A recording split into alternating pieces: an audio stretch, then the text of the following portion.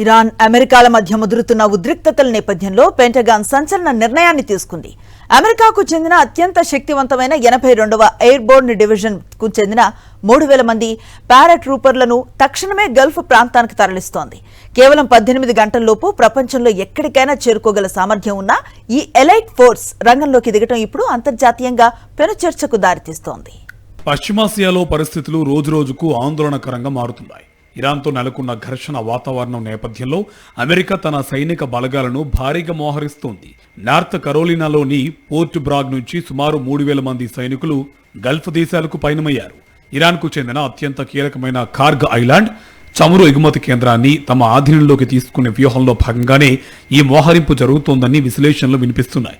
ఇప్పటికే అమెరికా అధ్యక్షుడు Donald Trump Iran చర్యలపై తీవ్ర హెచ్చరికలు జారీ చేశారు. మరోవైపు పర్షియన్ గల్ఫ్ లో చమురు రవాణాకు అత్యంత కీలకమైన హర్మూజ్ జలసంధిని ఇరాన్ మూసివేస్తోందన్న భయాలు నెలకొన్నాయి. ఇదే జరిగితే ప్రపంచవ్యాప్తంగా చమురు ధరలు ఆకాశాన్ని తాకడం ఖాయం.